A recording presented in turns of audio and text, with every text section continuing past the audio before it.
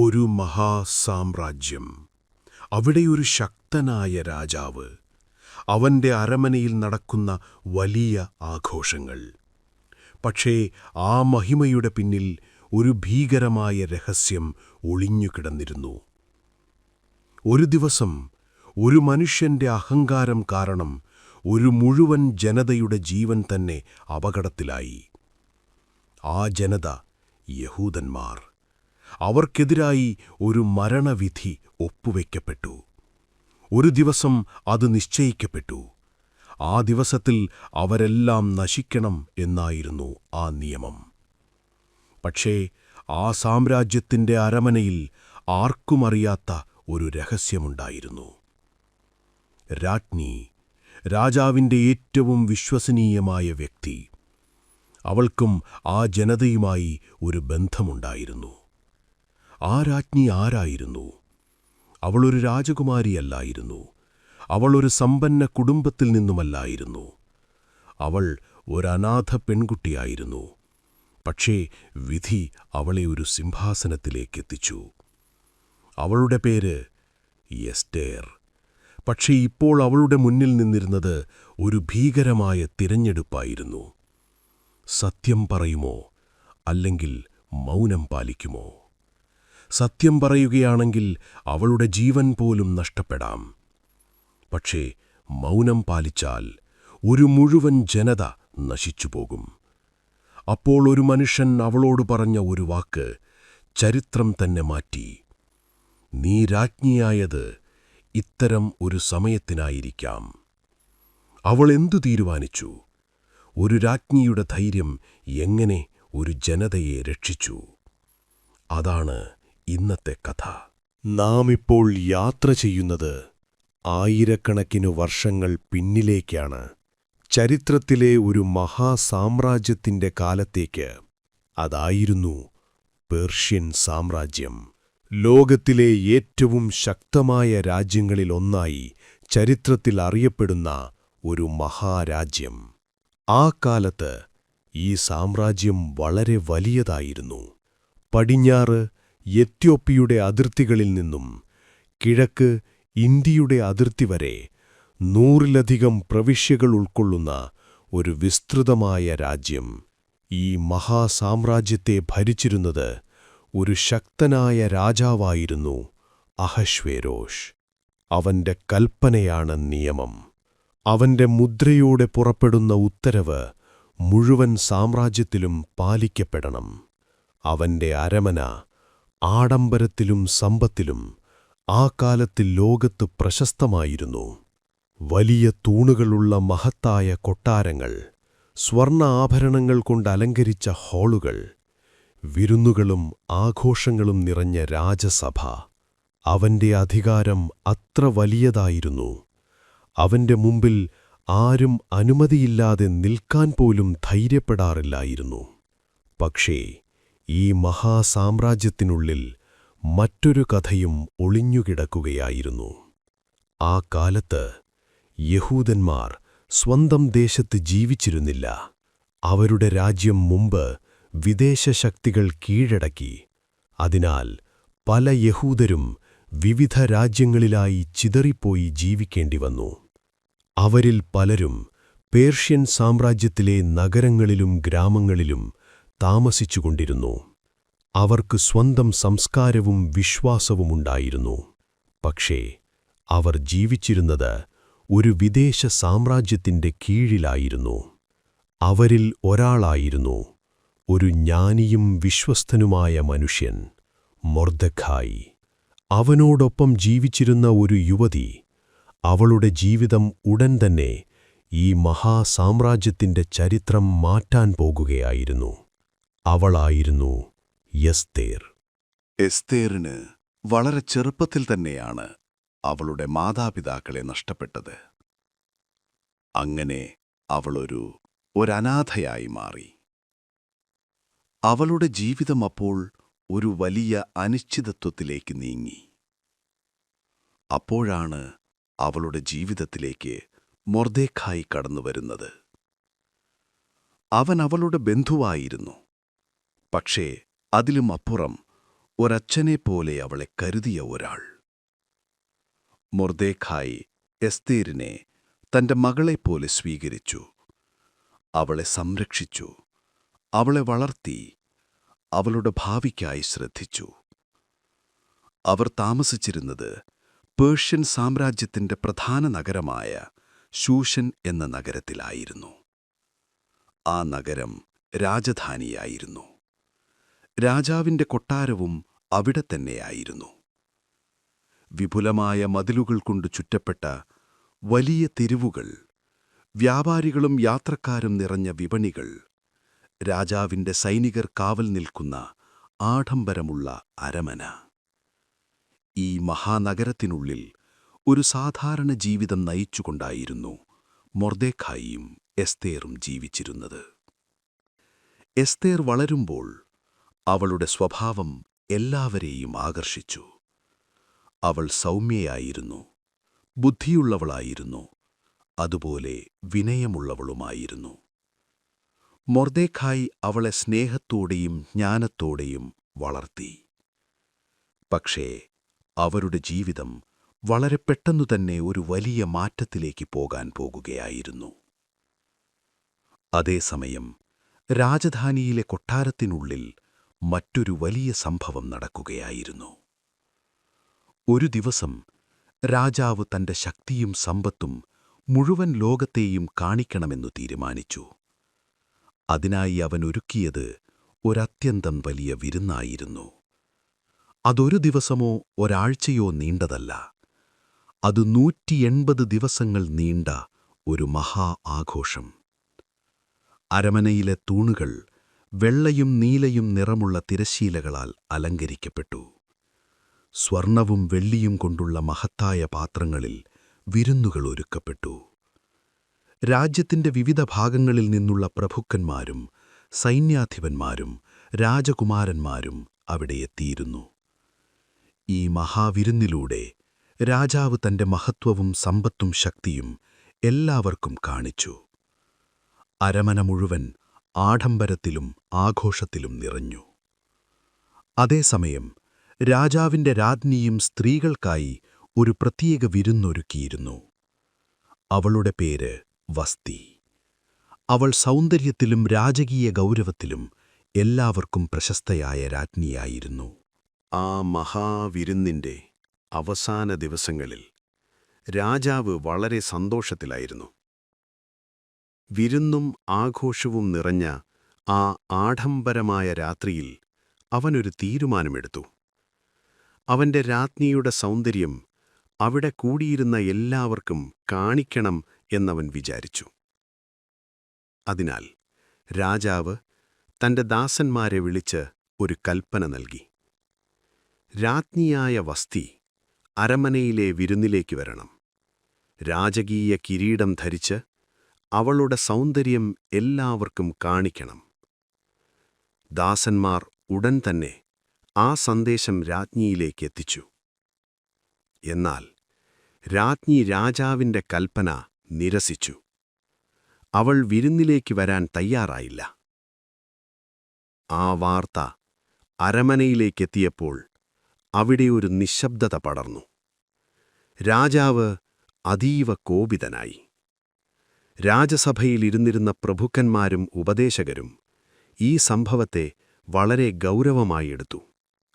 അവർ രാജാവിനോട് പറഞ്ഞു, രാജ്ഞി രാജാവിന്റെ കൽപ്പന ഇങ്ങനെ നിരസിച്ചാൽ രാജ്യത്തിലെ മറ്റു സ്ത്രീകളും അവരുടെ ഭർത്താക്കന്മാരെ അവഗണിക്കാൻ തുടങ്ങും.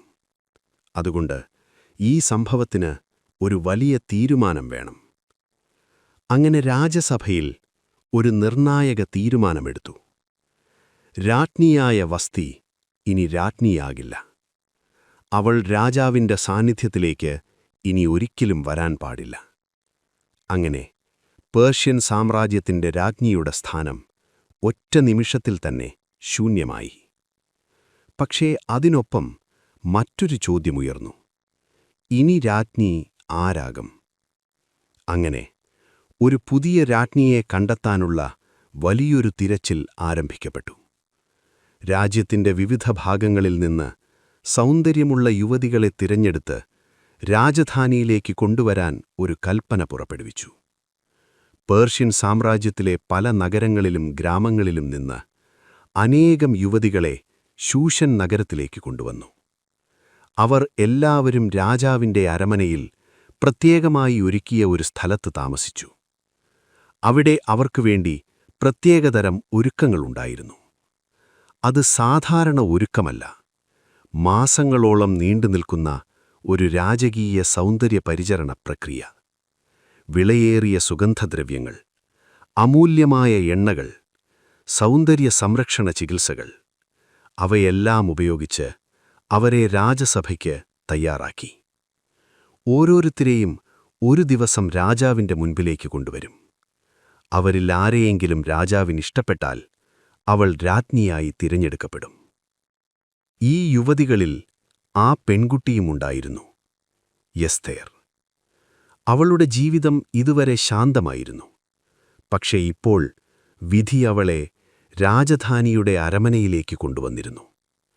അവൾക്കിപ്പോഴും അറിയില്ലായിരുന്നു, അവളുടെ ജീവിതം മുഴുവൻ സാമ്രാജ്യത്തിന്റെ ചരിത്രം തന്നെ മാറ്റാൻ പോകുന്നു എന്ന്. എസ്തേർ മറ്റുള്ളവരിൽ നിന്ന് വളരെ വ്യത്യസ്തയായിരുന്നു. അവളുടെ സൗന്ദര്യം മാത്രമല്ല, അവളുടെ വിനയവും ശാന്തമായ സ്വഭാവവും എല്ലാവരുടെയും മനസ്സിനെ സ്പർശിച്ചു. അരമനയിലെ സേവകരും അവളെ ഇഷ്ടപ്പെട്ടു. അവളുടെ പെരുമാറ്റം എല്ലാവർക്കും ആദരവുണർത്തുന്നതായിരുന്നു. അങ്ങനെ ഒരു ദിവസം എസ്തേറിനെയും രാജാവിന്റെ മുമ്പിലേക്ക് കൊണ്ടുവന്നു. അവൾ രാജാവിന്റെ മുമ്പിൽ നിൽക്കുമ്പോൾ അവിടെ ഒരു നിമിഷം നിശബ്ദത നിറഞ്ഞു. രാജാവ് അവളെ ശ്രദ്ധിച്ചു. അവളുടെ സൗന്ദര്യവും അവളുടെ ലാളിത്യവും രാജാവിന്റെ ഹൃദയത്തെ ആകർഷിച്ചു. അവിടെയുണ്ടായിരുന്ന എല്ലാ യുവതികളിലും നിന്ന് രാജാവിന് ഏറ്റവും ഇഷ്ടപ്പെട്ടത് എസ്തേരായിരുന്നു. അങ്ങനെ രാജാവ് ഒരു തീരുമാനമെടുത്തു. എസ്തേർ പേർഷ്യൻ സാമ്രാജ്യത്തിന്റെ പുതിയ രാജ്ഞിയായി പ്രഖ്യാപിക്കപ്പെട്ടു. രാജകീയ കിരീടം അവളുടെ തലയിൽ വച്ചു. ഒരനാഥ പെൺകുട്ടി ഇപ്പോൾ ഒരു മഹാസാമ്രാജ്യത്തിന്റെ രാജ്ഞിയായി മാറി. പക്ഷേ അവളുടെ ഹൃദയത്തിൽ ഒരു രഹസ്യം ഒളിഞ്ഞിരുന്നു. അത് ആർക്കും അറിയാത്തൊരു സത്യം. എസ്തേർ യഹൂദ ജനതയിൽ നിന്നുള്ളവളായിരുന്നു. മൊർദെഖായി അവളോട് മുമ്പ് പറഞ്ഞിരുന്നു, തന്റെ ജനതയെക്കുറിച്ചുള്ള ഈ സത്യം ഇപ്പോൾ ആരോടും പറയരുത് എന്ന്. അതിനാൽ രാജധാനിയുടെ മഹത്വത്തിനുള്ളിൽ ഒരു രഹസ്യം നിശബ്ദമായി ഒളിഞ്ഞുകിടന്നു. അതേസമയം രാജധാനിയുടെ കവാടങ്ങളിൽ മറ്റൊരു സംഭവം നടക്കാൻ പോകുകയായിരുന്നു. രാജാവിന്റെ അരമന കവാടത്തിൽ പല ഉദ്യോഗസ്ഥരും ദിവസേന കാവലുണ്ടായിരുന്നു.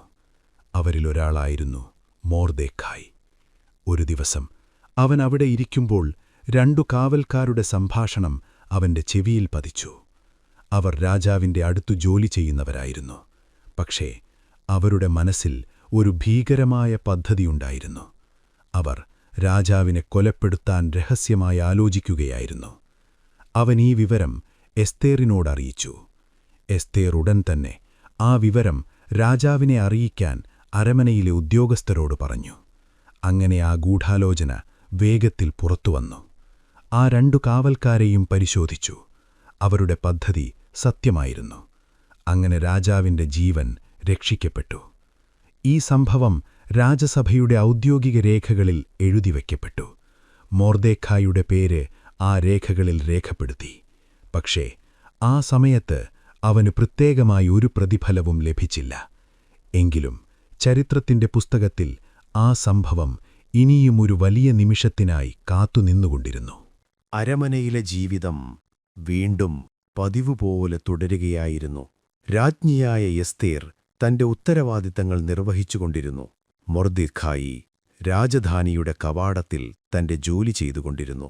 പക്ഷേ വളരെ പെട്ടെന്ന് തന്നെ രാജധാനിയിൽ മറ്റൊരു മനുഷ്യൻ വളരെ വലിയ സ്ഥാനത്തേക്ക് ഉയരാൻ പോകുകയായിരുന്നു. അവന്റെ പേര് ഹാമാൻ. ഒരു ദിവസം രാജാവ് തന്റെ ഉദ്യോഗസ്ഥരിലൊരാളെ മറ്റെല്ലാവരിലും ഉയർന്ന സ്ഥാനത്തേക്ക് ഉയർത്താൻ തീരുമാനിച്ചു. അത് ഹാമാനായിരുന്നു. രാജാവ് അവനെ വളരെ വലിയ അധികാരത്തോടെ ഒരു ഉയർന്ന സ്ഥാനത്തേക്ക് നിയമിച്ചു. രാജസഭയിലെ മറ്റെല്ലാ പ്രഭുക്കന്മാരിലും അവന് മേൽസ്ഥാനമുണ്ടായി.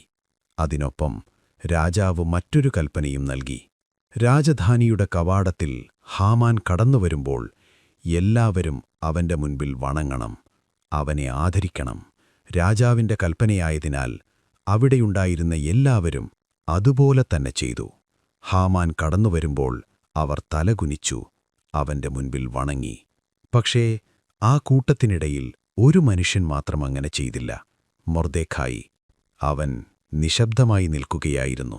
അവൻ തലകുനിച്ചില്ല, അവൻ വണങ്ങിയില്ല. അവിടെയുണ്ടായിരുന്ന മറ്റുള്ളവർ അവനോട് ചോദിച്ചു, നീ രാജാവിന്റെ കൽപ്പന എന്തുകൊണ്ടനുസരിക്കുന്നില്ല? പക്ഷേ മൊർദെഖായി തന്റെ നിലപാട് മാറ്റിയില്ല.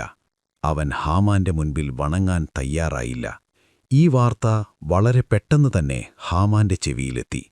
അവൻ മൊർദെഖായിയെ ശ്രദ്ധിച്ചു. രാജധാനിയുടെ കവാടത്തിൽ അവൻ നിൽക്കുമ്പോൾ മൊർദെഖായി മാത്രം അവന്റെ മുൻപിൽ വണങ്ങുന്നില്ലായിരുന്നു.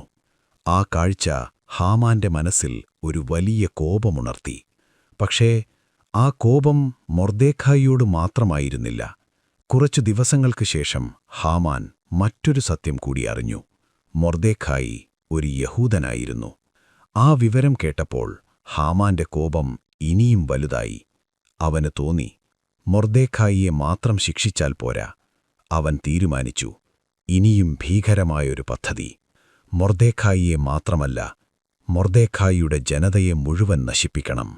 പേർഷ്യൻ സാമ്രാജ്യത്തിൽ എവിടെയായാലും യഹൂദന്മാരുണ്ടെങ്കിൽ അവരെയെല്ലാം ഒരു ദിവസം നശിപ്പിക്കണം. ഒരു മനുഷ്യന്റെ അഹങ്കാരം ഇപ്പോൾ ഒരു മുഴുവൻ ജനതയുടെ ജീവനെ അപകടത്തിലാക്കി. ഇതായിരുന്നു ഈ കഥയുടെ ഏറ്റവും വലിയ സംഘർഷത്തിന്റെ ആരംഭം.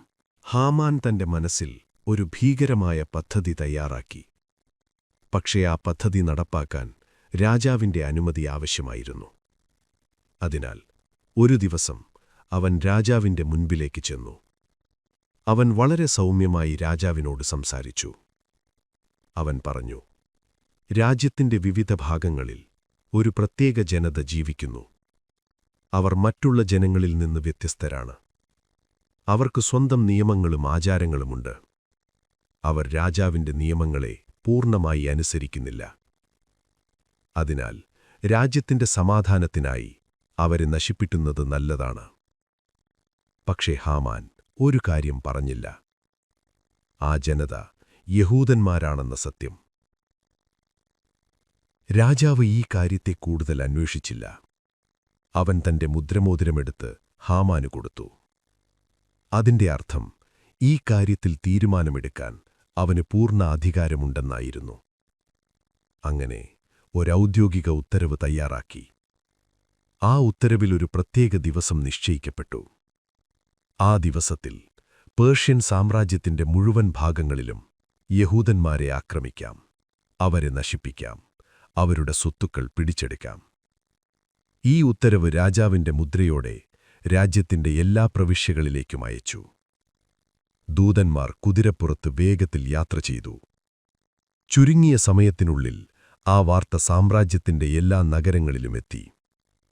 അത് കേട്ടപ്പോൾ ജനങ്ങളുടെ ഹൃദയങ്ങളിൽ ഭയം പടർന്നു, പ്രത്യേകിച്ച് യഹൂദന്മാരുടെ ഇടയിൽ.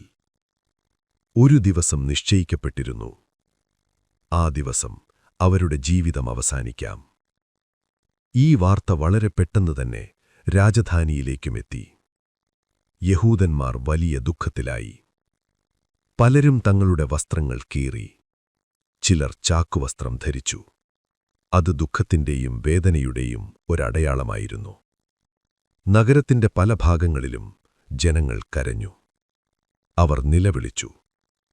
ചിലർ ഉപവസിച്ചു. അവർ ഭക്ഷണം കഴിച്ചില്ല. അവർ പ്രാർത്ഥിച്ചു. അവരുടെ ഹൃദയങ്ങളിൽ ഭയവും വേദനയും നിറഞ്ഞിരുന്നു. ഈ വാർത്ത കേട്ടപ്പോൾ മൊർദെഖായി വലിയ ദുഃഖത്തിലായി. അവൻ ചാക്കുവസ്ത്രം ധരിച്ച് രാജധാനിയുടെ കവാടത്തിനരികെ നിന്നു. പക്ഷേ അവനൊരു കാര്യമറിഞ്ഞിരുന്നു. ഈ അവസ്ഥയിൽ ഇനി ഒരാൾക്കു മാത്രമേ എന്തെങ്കിലും ചെയ്യാൻ കഴിയൂ. രാജധാനിയുടെ അരമനയ്ക്കുള്ളിൽ രാജ്ഞിയായി ജീവിക്കുന്ന ഒരാൾ, എസ്തേർ. അതിനാൽ മൊർദെഖായി അവളിലേക്കൊരു സന്ദേശമയച്ചു. മൊർദെഖായിയുടെ സന്ദേശം എസ്തേരിന്റെ കൈകളിലെത്തി. ആ സന്ദേശത്തിൽ രാജാവിന്റെ ഉത്തരവിന്റെ പകർപ്പുമുണ്ടായിരുന്നു. യഹൂദന്മാർക്കെതിരെ പുറപ്പെടുവിച്ച ആ ഭീകര നിയമം എസ്തേർ വായിച്ചു. അവളുടെ മനസ്സ് അത് കേട്ട് തളർന്നു. മൊർദെഖായി അവളോട് ഒരഭ്യർത്ഥന ചെയ്തിരുന്നു. അവൾ രാജാവിന്റെ മുമ്പിലേക്ക് പോയി തന്റെ ജനത്തിനായി അപേക്ഷിക്കണം. പക്ഷേ അതൊരെളുപ്പമായ കാര്യമല്ലായിരുന്നു. എസ്തേർ മൊർദെഖായിലേക്ക് ഒരു മറുപടി അയച്ചു. അവൾ പറഞ്ഞു, രാജാവിന്റെ അരമനയിലെ എല്ലാവർക്കും അറിയാം, ഒരു മനുഷ്യനായാലും ഒരു സ്ത്രീയായാലും രാജാവിന്റെ വിളിയില്ലാതെ അവന്റെ സന്നിധിയിൽ പ്രവേശിച്ചാൽ ഒരു നിയമം മാത്രമേയുള്ളൂ, അത് മരണം. രാജാവ് സ്വർണദണ്ഡ് നീട്ടി അവനോട് ക്ഷമിച്ചാൽ മാത്രമേ അവന് ജീവിക്കാൻ കഴിയൂ. എസ്തേർ പിന്നെയും പറഞ്ഞു, കഴിഞ്ഞ 30 ദിവസമായി എനിക്കു രാജാവിന്റെ സന്നിധിയിലേക്ക് വിളി വന്നിട്ടില്ല. അതിന്റെ അർത്ഥം ഇപ്പോൾ അവൾ രാജാവിന്റെ മുമ്പിൽ പോകുന്നത് വളരെ അപകടകരമായ കാര്യമായിരുന്നു. ഈ മറുപടി മൊർദെഖായിലേക്കെത്തി. പക്ഷേ അവന്റെ മറുപടി അതിലും ശക്തമായിരുന്നു. അവൻ എസ്തേരോട് പറഞ്ഞു, നീ രാജധാനിയിൽ കഴിയുന്നതുകൊണ്ട് മറ്റുള്ള യഹൂദന്മാരെപ്പോലെ നിനക്കും അപകടമില്ല എന്ന് കരുതരുത്. നീ ഇപ്പോൾ മൗനം പാലിച്ചാൽ യഹൂദന്മാർക്ക് സഹായം മറ്റൊരു വഴി വരും. പക്ഷേ നീയും നിന്റെ കുടുംബവും നശിച്ചുപോകും. അതിനുശേഷം മൊർദെഖായി ഒരു വാക്കു പറഞ്ഞു, ചരിത്രത്തിൽ വളരെ പ്രശസ്തമായ ഒരു വാക്ക്. നീ രാജ്ഞിയായത് ഇത്തരമൊരു സമയത്തിനായിരിക്കാം. ആ വാക്കുകൾ എസ്തേരിന്റെ ഹൃദയത്തിൽ ഒരു വലിയ മാറ്റമുണ്ടാക്കി. അവൾ മനസ്സിലാക്കി, ഇതൊരു സാധാരണ സംഭവമല്ല. താൻ ഈ സ്ഥാനത്തെത്തിയതിന് ഒരു വലിയ ലക്ഷ്യമുണ്ടാകാം. അതിനുശേഷം എസ്തേർ മൊർദെഖായിലേക്ക് ഒരു പുതിയ സന്ദേശമയച്ചു. അവൾ പറഞ്ഞു, ശൂഷൻ നഗരത്തിലെ എല്ലാ യഹൂദന്മാരെയും ഒരുമിച്ചു കൂട്ടുക. 3 ദിവസം ഉപവസിക്കുക. രാത്രിയും പകലും ഭക്ഷണം കഴിക്കരുത്, വെള്ളം പോലും കുടിക്കരുത്. ഞാനും എന്റെ ദാസികളും അതുപോലെ ഉപവസിക്കും. അതിനുശേഷം എസ്തേർ ഒരു വലിയ തീരുമാനമെടുത്തു. അവൾ പറഞ്ഞു, നിയമത്തിനു വിരുദ്ധമായാലും ഞാൻ രാജാവിന്റെ മുമ്പിലേക്ക് പോകും. എനിക്കു മരണം വന്നാൽ പോലും അതിന് ഞാൻ ഏറ്റെടുക്കും. ഒരു യുവതി, ഒരു രാജ്ഞി ഇപ്പോൾ തന്റെ ജീവൻ പോലും പണയം വയ്ക്കാൻ തയ്യാറായി. കാരണം ഒരു മുഴുവൻ ജനതയുടെ ജീവനിപ്പോൾ അവളുടെ ധൈര്യത്തിന്മേൽ ആശ്രയിക്കുകയായിരുന്നു. 3 ദിവസത്തെ ഉപവാസത്തിനു ശേഷം എസ്തേർ ഒരു തീരുമാനത്തോടെ രാജധാനിയിലെ സിംഹാസന മന്ദിരത്തിലേക്ക് നടക്കാൻ പോകുകയാണ്. എസ്തേർ തന്റെ രാജകീയ വസ്ത്രങ്ങൾ ധരിച്ചു. അവളുടെ ഹൃദയം തീവ്രമായൊരു നിശ്ചയത്തോടെ നിറഞ്ഞിരുന്നു. പക്ഷേ അവൾക്കറിയാമായിരുന്നു, അവൾ ചെയ്യാൻ പോകുന്ന കാര്യം വളരെ അപകടകരമായൊന്നാണെന്ന്. അവൾ പതുക്കെ രാജധാനിയിലെ സിംഹാസന മന്ദിരത്തിലേക്ക് നടന്നു. അത് രാജാവിന്റെ അധികാരത്തിന്റെ കേന്ദ്രമായിരുന്നു. വലിയ തൂണുകളും ആഡംബര അലങ്കാരങ്ങളും നിറഞ്ഞ ഒരു ഭംഗിയുള്ള മന്ദിരം. അവിടെ സിംഹാസനത്തിലിരുന്നത് ശക്തനായ രാജാവായിരുന്നു. അവൾ വാതിലിനരികിലെത്തി. അവൾ അകത്തേക്ക് പ്രവേശിച്ചു. ആ നിമിഷം അവിടെ ഉണ്ടായിരുന്ന എല്ലാവരും ശ്വാസം പിടിച്ചു നിന്നു. കാരണം വ്യക്തമായിരുന്നു, രാജാവിന്റെ വിളിയില്ലാതെ ആർക്കും അവന്റെ സന്നിധിയിൽ വരാൻ പാടില്ല. അതും മരണശിക്ഷയ്ക്ക് കാരണമാകാം. രാജാവ് എസ്തേറിനെ കണ്ടു. ആ നിമിഷം എല്ലാവരും രാജാവിന്റെ പ്രതികരണം കാത്തുനിന്നു. ഒരു നിമിഷം മറ്റൊരു നിമിഷമായി നീണ്ടു. പിന്നീട് രാജാവ് തന്റെ കൈ നീട്ടി. അവന്റെ കൈയിൽ സ്വർണദണ്ഡുണ്ടായിരുന്നു. അവൻ ആ സ്വർണദണ്ഡ് എസ്തേറിന്റെ ദിശയിൽ നീട്ടി. അതൊരടയാളമായിരുന്നു. രാജാവ് അവളെ സ്വീകരിച്ചു. എസ്തേർ മുന്നോട്ടു ചെന്നു ആ സ്വർണദണ്ഡത്തിന്റെ അഗ്രം സ്പർശിച്ചു. അവൾ ജീവിച്ചു. അവൾക്ക് രാജാവിന്റെ കൃപ ലഭിച്ചു. രാജാവ് അവളോട് ചോദിച്ചു, രാജ്ഞി എസ്തേർ, നിനക്കെന്താണ് ആവശ്യം? നീ എന്തഭ്യർത്ഥിച്ചാലും എന്റെ രാജ്യത്തിന്റെ പാതിവരെ പോലും ഞാൻ നിനക്ക് നൽകാം. പക്ഷേ എസ്തേറുടൻ തന്നെ തന്റെ അഭ്യർത്ഥന പറഞ്ഞില്ല. അവൾ വളരെ ജ്ഞാനത്തോടെ ഒരു പദ്ധതി തയ്യാറാക്കി. അവൾ രാജാവിനോട് പറഞ്ഞു, രാജാവിനിഷ്ടമുണ്ടെങ്കിൽ ഇന്ന് ഞാൻ ഒരുക്കിയിരിക്കുന്ന ഒരു വിരുന്നിലേക്ക് വരണം. പിന്നീട് അവൾ മറ്റൊരു പേരുകൂടി പറഞ്ഞു, രാജാവിനോടൊപ്പം ഹാമാനും വരണം. അവളുടെ വാക്കുകൾ കേട്ട് രാജാവ് സമ്മതിച്ചു. അങ്ങനെ രാജാവും ഹാമാനും എസ്തേർ ഒരുക്കിയ ആ വിരുന്നിലേക്കെത്തി. വിരുന്നിനിടെ രാജാവ് വീണ്ടും ചോദിച്ചു, എസ്തേർ, നിനക്കെന്താണ് ആഗ്രഹം? നീ ചോദിക്കുന്നതെന്തും ഞാൻ നിനക്ക് നൽകും. പക്ഷേ എസ്തേർ ഇപ്പോഴും തന്റെ രഹസ്യം വെളിപ്പെടുത്തിയില്ല. അവൾ വീണ്ടും പറഞ്ഞു, രാജാവിനിഷ്ടമുണ്ടെങ്കിൽ നാളെ ഞാൻ ഒരുക്കുന്ന മറ്റൊരു വിരുന്നിലേക്ക് രാജാവും ഹാമാനും വീണ്ടും വരണം. രാജാവ് വീണ്ടും സമ്മതിച്ചു. ഹാമാനും അതിൽ സന്തോഷിച്ചു. പക്ഷേ എസ്തേറിന്റെ മനസ്സിൽ ഒരു വലിയ പദ്ധതിയുണ്ടായിരുന്നു. അവൾ ശരിയായ സമയത്തെ കാത്തിരിക്കുകയായിരുന്നു. ആ വിരുന്ന് കഴിഞ്ഞ് ആ രാത്രിയിൽ അരമനയിലെല്ലാം ശാന്തമായി. പക്ഷേ ആ രാത്രിയിൽ ഒരു കാര്യം അപ്രതീക്ഷിതമായി സംഭവിച്ചു. രാജാവിന് ഉറക്കം വന്നില്ല. എന്തോ കാരണത്താൽ അവന്റെ മനസ്സ് ശാന്തമാകുന്നില്ലായിരുന്നു. അതിനാൽ അവൻ തന്റെ ദാസന്മാരോട് പറഞ്ഞു, രാജ്യത്തിന്റെ ഔദ്യോഗിക ചരിത്രരേഖകൾ വായിച്ചു കേൾപ്പിക്കണമെന്ന്. അരമനയിലെ വലിയ ഗ്രന്ഥങ്ങളിൽ രാജ്യത്തിന്റെ പ്രധാന സംഭവങ്ങളെല്ലാം രേഖപ്പെടുത്തിയിരുന്നതായിരുന്നു. ദാസന്മാർ ആ രേഖകൾ തുറന്ന് വായിക്കാൻ തുടങ്ങി. അവർ വായിച്ചുകൊണ്ടിരിക്കുമ്പോൾ ഒരു പഴയ സംഭവം രാജാവിന്റെ ശ്രദ്ധയിൽപ്പെട്ടു. ഒരു ദിവസം രാജാവിനെ കൊലപ്പെടുത്താൻ 2 കാവൽക്കാർ രഹസ്യമായി പദ്ധതി തയ്യാറാക്കിയിരുന്നു. പക്ഷേ ആ പദ്ധതി മുമ്പേ തന്നെ പുറത്തുവന്നു. ആ വിവരം രാജാവിനെ അറിയിച്ചത് മൊർദെഖായിയായിരുന്നു. ആ കാരണത്താൽ രാജാവിന്റെ ജീവൻ രക്ഷപ്പെട്ടു. ഈ സംഭവം രേഖകളിൽ വ്യക്തമായി എഴുതിയിരുന്നു. രാജാവ് ഉടൻ ചോദിച്ചു, ഇതിനുവേണ്ടി മൊർദെഖായിക്ക് എന്തു ബഹുമാനമാണ് നൽകിയിരിക്കുന്നത്? ദാസന്മാർ മറുപടി പറഞ്ഞു, അവന് പ്രത്യേകമായി ഒന്നും നൽകിയിട്ടില്ല. ആ മറുപടി കേട്ടപ്പോൾ രാജാവ് ആലോചിച്ചു, എന്റെ ജീവൻ രക്ഷിച്ച ഒരു മനുഷ്യന് ഇതുവരെ യാതൊരു ബഹുമാനവും ലഭിച്ചിട്ടില്ല. അടുത്ത ദിവസം രാവിലെ അരമനയിൽ ഹാമാൻ രാജാവിനെ കാണാൻ വന്നിരുന്നു. അവൻ വന്നതിന്റെ കാരണം മൊർദെഖായിയെ ശിക്ഷിക്കാനുള്ള ഒരു പുതിയ പദ്ധതി പറയാനായിരുന്നു. പക്ഷേ അവൻ രാജാവിന്റെ മുമ്പിലേക്ക് വരുന്നതിനു മുമ്പ് രാജാവ് ഒരു ചോദ്യം ചോദിച്ചു. രാജാവ് പ്രത്യേകമായി ബഹുമാനിക്കാൻ ആഗ്രഹിക്കുന്ന ഒരു മനുഷ്യന് എന്താണ് ചെയ്യേണ്ടത്? ഹാമാൻ ആ ചോദ്യം കേട്ടപ്പോൾ അവന്റെ മനസ്സിൽ ഒരു ചിന്ത മാത്രം വന്നു. രാജാവ് ഇത് ചോദിക്കുന്നത് തന്നെക്കുറിച്ചായിരിക്കണം. അതിനാൽ അവൻ വളരെ ആഡംബരമായ ഒരു നിർദ്ദേശം പറഞ്ഞു. ആ മനുഷ്യനെ രാജാവിന്റെ രാജകീയ വസ്ത്രങ്ങൾ ധരിപ്പിക്കുക. രാജാവ് സവാരി ചെയ്യുന്ന കുതിരയിൽ അവനെ കയറ്റുക. രാജ്യത്തിലെ പ്രധാന പ്രഭുക്കന്മാരിൽ ഒരാൾ അവനെ നഗരത്തിലെ വഴികളിലൂടെ നടത്തണം.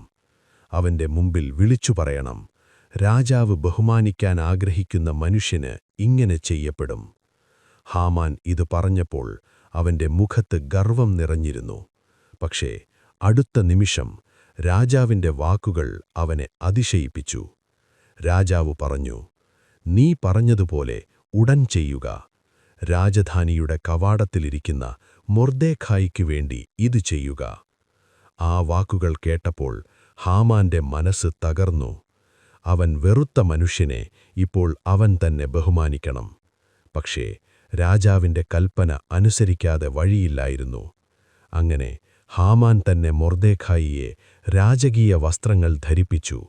അവനെ രാജാവിന്റെ കുതിരയിൽ കയറ്റി നഗരത്തിലെ വഴികളിലൂടെ അവനെ കൊണ്ടുപോയി. അവന്റെ മുമ്പിൽ വിളിച്ചു പറഞ്ഞു, രാജാവ് ബഹുമാനിക്കാൻ ആഗ്രഹിക്കുന്ന മനുഷ്യന് ഇങ്ങനെ ചെയ്യപ്പെടും.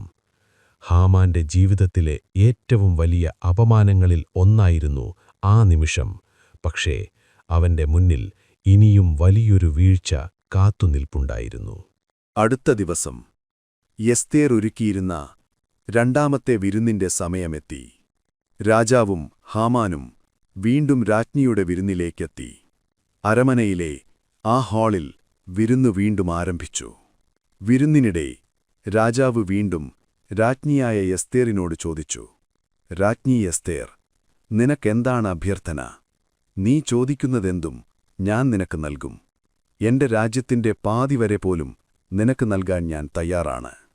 ഇപ്പോൾ ആ നിമിഷമെത്തി. എസ്തേർ മൗനം പാലിച്ചില്ല. അവൾ പതുക്കെ പറഞ്ഞു, രാജാവേ, എനിക്ക് നിങ്ങളുടെ കൃപ ലഭിച്ചിട്ടുണ്ടെങ്കിൽ എന്റെ ജീവൻ എനിക്ക് നൽകണം. അതാണെന്റെ അഭ്യർത്ഥന. അവളുടെ വാക്കുകൾ കേട്ട് രാജാവ് അത്ഭുതപ്പെട്ടു. അവൻ ചോദിച്ചു, നിന്റെ ജീവനോ? ആരാണ് നിനക്ക് അപകടമുണ്ടാക്കുന്നത്? അപ്പോൾ എസ്തേർ സത്യം വെളിപ്പെടുത്തി. അവൾ പറഞ്ഞു, ഞാനും എന്റെ ജനതയും നശിപ്പിക്കപ്പെടാൻ പോവുകയാണ്. ഞങ്ങളെ കൊല്ലാനും നശിപ്പിക്കാനും ഒരുത്തരവ് പുറപ്പെടുവിച്ചിരിക്കുന്നു. രാജാവ് കോപത്തോടെ ചോദിച്ചു, ആരാണത് ചെയ്തിരിക്കുന്നത്? ആ മനുഷ്യനാരാണ്? അപ്പോൾ എസ്തേർ ഹാമാന്റെ ദിശയിലേക്ക് നോക്കി പറഞ്ഞു, ഈ ദുഷ്ടനായ മനുഷ്യൻ തന്നെയാണ്. ആ വാക്കുകൾ കേട്ടപ്പോൾ രാജാവിന്റെ കോപം വളരെ ശക്തമായി. അവൻ എഴുന്നേറ്റ് വിരുന്നു ഹാളിൽ നിന്ന് പുറത്തേക്ക് നടന്നു. ഹാമാൻ ഭയത്തോടെ വിറച്ചു. അവനിപ്പോൾ തന്റെ ജീവൻ തന്നെ അപകടത്തിലാണെന്ന് മനസ്സിലാക്കി. അവൻ എസ്തേരിന്റെ മുമ്പിൽ വീണ് തന്റെ ജീവൻ രക്ഷിക്കണമെന്നപേക്ഷിച്ചു. അപ്പോൾ രാജാവ് വീണ്ടും അവിടെ തിരിച്ചെത്തി. ഹാമാൻ രാജ്ഞിയുടെ മുന്നിൽ അപേക്ഷിച്ചു നിൽക്കുന്ന കാഴ്ച രാജാവ് കണ്ടു. അത് കണ്ടപ്പോൾ അവന്റെ കോപം ഇനിയും വർദ്ധിച്ചു. അപ്പോൾ അരമനയിലെ ഒരു ഉദ്യോഗസ്ഥൻ ഒരു കാര്യം രാജാവിനെ അറിയിച്ചു. ഹാമാൻ ഒരുയർന്ന തൂൺ തയ്യാറാക്കിയിരുന്നു. അത് മൊർദെഖായിയെ ശിക്ഷിക്കാൻ വേണ്ടിയായിരുന്നു. ആ വാക്കുകൾ കേട്ടപ്പോൾ രാജാവുടൻ കൽപ്പിച്ചു, അവനെ അതിൽ തന്നെ ശിക്ഷിക്കുക. അങ്ങനെ മൊർദെഖായിക്കായി ഹാമാൻ ഒരുക്കിയിരുന്ന ആ തൂൺ അവന്റെ സ്വന്തം വിധിയായി മാറി. ഹാമാൻ അവിടെ തന്നെ ശിക്ഷിക്കപ്പെട്ടു. ഒരു മനുഷ്യന്റെ അഹങ്കാരവും ദുഷ്ടതയും അവനെ തന്നെ അവസാനത്തിലേക്കെത്തിച്ചു. അത് നീതിയുടെ ഒരു ശക്തമായ നിമിഷമായിരുന്നു. പക്ഷേ യഹൂദന്മാരെ നശിപ്പിക്കാനുള്ള ആ രാജകീയ ഉത്തരവ് ഇനിയും നിലനിന്നിരുന്നു. അത് മാറ്റാൻ ഇനിയുമൊരു തീരുമാനം എടുക്കേണ്ടതുണ്ടായിരുന്നു. ഒരു രാജാവിന്റെ മുദ്രയോടെ പുറപ്പെടുവിച്ച നിയമം സാധാരണയായി മാറ്റാൻ കഴിയില്ലായിരുന്നു. അതിനാൽ എസ്തേർ വീണ്ടും രാജാവിന്റെ മുൻപിലേക്ക് പോയി. അവൾ തന്റെ ജനത്തിനായി വീണ്ടും അപേക്ഷിച്ചു. അവളുടെ കണ്ണുകളിൽ കണ്ണീർ നിറഞ്ഞിരുന്നു. അവൾ രാജാവിനോടപേക്ഷിച്ചു, യഹൂദന്മാരെ നശിപ്പിക്കാനുള്ള ആ ദുഷ്ടപദ്ധതി തടയണമെന്ന്. രാജാവ് അവളുടെ അപേക്ഷ കേട്ടു. അവൻ മൊർദെഖായിക്ക് ഒരു വലിയ അധികാരം നൽകി. മൊർദെഖായി ഇപ്പോൾ രാജാവിന്റെ വിശ്വസ്തരിൽ ഒരാളായി ഉയർന്ന സ്ഥാനത്തെത്തി. അങ്ങനെ രാജാവിന്റെ അനുമതിയോടെ ഒരു പുതിയ ഉത്തരവ് തയ്യാറാക്കി. ആ ഉത്തരവിൽ യഹൂദന്മാർക്ക് ഒരവകാശം നൽകി, അവരെ ആക്രമിക്കാൻ വരുന്നവരിൽ നിന്ന് സ്വയം പ്രതിരോധിക്കാൻ. ഈ പുതിയ ഉത്തരവ് രാജ്യത്തിന്റെ എല്ലാ പ്രവിശ്യകളിലേക്കും വേഗത്തിൽ അയച്ചു. ദൂതന്മാർ വേഗത്തിൽ യാത്ര ചെയ്തു. വാർത്ത സാമ്രാജ്യത്തിന്റെ എല്ലാ നഗരങ്ങളിലുമെത്തി. മുമ്പ് ഭയത്തിലും ദുഃഖത്തിലുമായിരുന്ന യഹൂദന്മാർ ഇപ്പോൾ പ്രത്യാശയോടെ നിറഞ്ഞു. ആ നിശ്ചയിക്കപ്പെട്ട ദിവസമെത്തിയപ്പോൾ അവർ സ്വയം സംരക്ഷിക്കാൻ തയ്യാറായി. അവരെ ആക്രമിക്കാൻ വന്നവർക്കെതിരെ അവർ ധൈര്യത്തോടെ നിന്നു. അവസാനം അവരുടെ ശത്രുക്കൾ പരാജയപ്പെട്ടു. യഹൂദന്മാർ നശിച്ചില്ല, അവർ രക്ഷപ്പെട്ടു. ദുഃഖമുണ്ടായിരുന്ന സ്ഥലം ഇപ്പോൾ സന്തോഷത്തോടെ നിറഞ്ഞു. വിലാപമുണ്ടായിരുന്ന ദിവസങ്ങൾ ഇപ്പോൾ ആഘോഷമായി മാറി. ഒരു രാജ്ഞിയുടെ ധൈര്യം ഒരു മുഴുവൻ ജനതയുടെ ജീവിതം രക്ഷിച്ചു. ആ സംഭവത്തെ ഓർക്കാനായി യഹൂദന്മാർ ഒരു പ്രത്യേക ആഘോഷം ആരംഭിച്ചു. അതാണ് പൂരിം. ഈ ആഘോഷം പ്രതിവർഷം ആചരിക്കുന്നു. ഈ ദിവസങ്ങളിൽ ജനങ്ങൾ സന്തോഷത്തോടെ കൂടിച്ചേരുന്നു, ഭക്ഷണം പങ്കിടുന്നു, ദരിദ്രർക്ക് സഹായം നൽകുന്നു. അവർ ആ മഹത്തായ സത്യം ഇന്നും ഓർക്കുന്നു. ഒരു സാധാരണ പെൺകുട്ടി ഒരു രാജ്ഞിയായി ഉയർന്നുവരുന്നു. അവളുടെ ധൈര്യം ഒരു ജനതയുടെ ചരിത്രം മാറ്റുന്നു. അങ്ങനെ ഒരു അനാഥ പെൺകുട്ടിയുടെ ജീവിതം ഒരു മഹാസാമ്രാജ്യത്തിന്റെ ചരിത്രത്തിൽ ശാശ്വതമായി രേഖപ്പെടുത്തി. ഈ കഥ ഒരു രാജ്ഞിയുടെ കഥ മാത്രമല്ല, ഇത് ധൈര്യത്തിന്റെ കഥയാണ്. ജീവിതത്തിൽ ചില നിമിഷങ്ങൾ വരും. ആ നിമിഷങ്ങളിൽ നമ്മൾ മൗനം പാലിക്കാമോ അല്ലെങ്കിൽ സത്യത്തിനായി നിൽക്കാമോ എന്ന് തീരുമാനിക്കേണ്ടി വരും. രാജ്ഞിയായ എസ്തേർ അത്തരമൊരു നിമിഷത്തെ നേരിട്ടു. അവൾക്ക് 2 വഴികളുണ്ടായിരുന്നു: മൗനം പാലിക്കുക, അല്ലെങ്കിൽ തന്റെ ജനത്തിനായി സംസാരിക്കുക. മൗനം അവളെ സുരക്ഷിതമാക്കുമായിരുന്നുവെങ്കിലും അതൊരു ജനതയുടെ നാശത്തിലേക്ക് നയിക്കുമായിരുന്നു. പക്ഷേ അവൾ ഭയത്തേക്കാൾ ധൈര്യത്തെ തിരഞ്ഞെടുത്തു. അവൾ തന്റെ ജീവൻ പോലും പണയം വയ്ക്കാൻ തയ്യാറായി. അതുകൊണ്ടാണ് ഒരു മുഴുവൻ ജനത രക്ഷിക്കപ്പെട്ടത്. ഈ കഥ നമ്മെ ഒരു വലിയ സത്യം പഠിപ്പിക്കുന്നു. ശരിയായ സമയത്ത് ഒരു മനുഷ്യന്റെ ധൈര്യം ഒരു ലോകത്തിന്റെ ഭാവി പോലും മാറ്റാൻ കഴിയും.